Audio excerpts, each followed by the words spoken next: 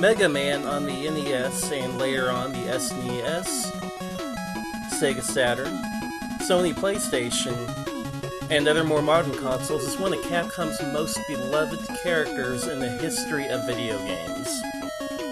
Everyone has fond, nostalgic memories of the original Mega Man games on the NES, one of the few games to spawn 6 games in a single series on one console. Very few non-sports games can achieve this. A lot of people like to debate which Mega Man game is the best of the original 6 titles, usually choosing one of the original 4. My personal pick is Mega Man 3. Mega Man 3 gets everything perfect and creates a great mix. You have the difficulty level, you have the level design, you have solid controls, you have killer music. All of these things just come together to create a wonderful experience. So let's all take a look at Mega Man 3.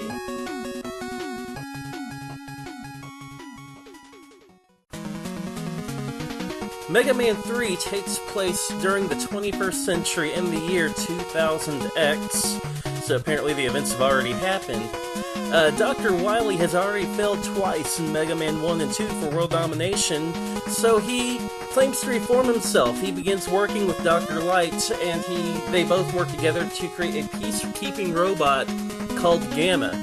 Now, we all laugh at this, so we all know Dr. Wily's a bad guy in every Mega Man video game, but think about the time. This is Mega Man 3. Wily's never been on supposedly the good side before, so, you know, this is like an interesting twist in the storyline. Well, here's the thing. 8 Robot Masters, however, in a set of mining worlds, they go nuts, and they make off with Gamma's power crystals. So Mega Man has to go out this time, defeat 8 Robot Masters, and collect these power crystals. He's not alone this time. He's got a canine companion called Rush. Rush is kind of like a transformer. He can transform into a submarine, a jet, or a spring coil. You already have the spring coil at the beginning of the game, but down the road you have to collect other bosses to get their power-ups. Throughout defeating some of the bosses, you'll get the marine, and then you'll get the jet. Now, of course, once the crystals are retrieved, dun dun dun, Wily reveals that this is his entire plot the entire time, steals Gamma, and then retreats to his fortress, and then you have to go and, obviously, destroy Dr. Wily. So let's check out some of the bosses here. Our 8 primary bosses are going to be Gemini Man, Magnet Man, Needle Man, Shadow Man, Snake Man, Spark Man, Top Man, and then finally Hard Man. Hard Man. I'm not touching it. Anyway, this is one of the coolest features about Mega Man 3, though. If you've been following the Mega Man games, if you've played Mega Man 2, once you defeat these 8 Robot Masters, you actually have to go through new versions of 4 of the previous levels and defeat the other 8 Robot Masters from Mega Man 2. This is a killer touch. I love this. And the fact that they bring back the old Robot Masters is just awesome. And no other Mega Man game has brought back all of the Robot Masters from the previous game. Only Mega Man 3. It really adds to the difficulty, because these guys are a lot harder to beat with their new weapon set. It's kind of surprising. On top of that, it adds to the length of the game. On top of that, you've got other bosses to contend with. You've got the Wily machine at the end of the game. You've got the Yellow Devil Mark II, and we all remember what a nightmare the Yellow Devil was from the first game. Of course, you have the Kamagoro Maker, which will be explained later. You'll be fighting Gamma, that robot that's a big part in the storyline. Yeah, eventually gotta take him out. You'll have to take on Doc Robot, who you don't know he's a robot at this time, but Dr. Wily is actually a robot at one point. Copy Robot, you actually have to face yourself, which is always interesting. So yeah, this came years before Mortal Kombat's mirror match. And then finally you have Brakeman. And who's Brakeman? Brakeman's a character that you see kind of in the middle of some of the levels that has a really repetitive pattern, jumps up, fires a few bullets, slide under him and take him out. He eventually, however, becomes Proto-Man, which is a pretty interesting twist in this series. So yeah, you're thinking, the bosses are interesting. It's got a unique story for an NES game. It's got decent gameplay. But what puts this game over the edge from the good to great territory, and almost going from the great territory to the elite area? 2 words for you. Level design. This game probably has the best level design out of almost any Mega Man game out there. That's right, I said it. Any Mega Man game. It's the little touches that pull off great level design, and this game has it in spades.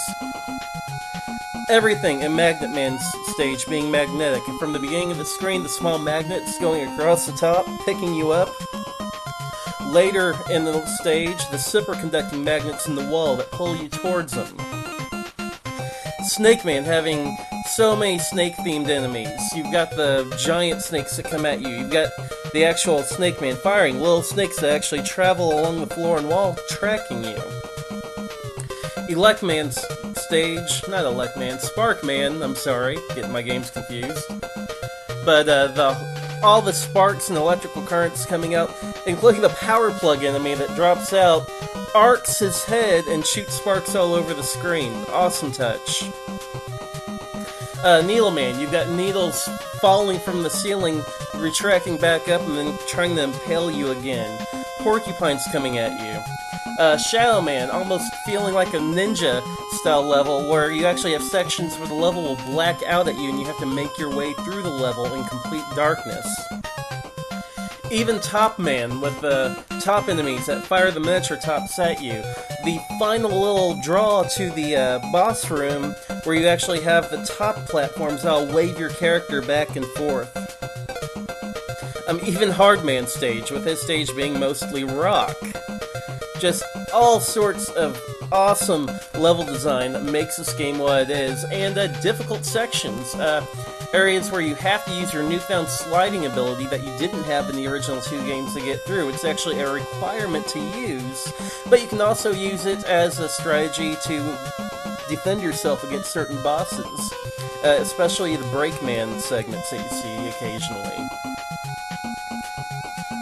Level design is what makes or breaks a game a lot of times, and in my opinion, this game has the best level design of any Mega Man game out there.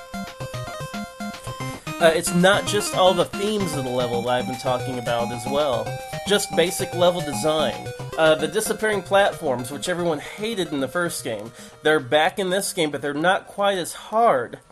On top of that, you are given a way to bypass the disappearing platforms using the Rush Jet power-up. Once you get the Rush Jet, if you don't feel like messing with the platforms, just enable Rush Jet, fly on by.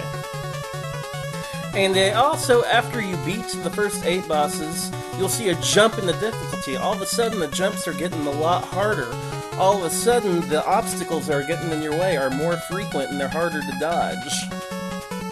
You get past those 4 special stages with the Mega Man 2 bosses, and then you go into Wily's Castle, things get even more complicated.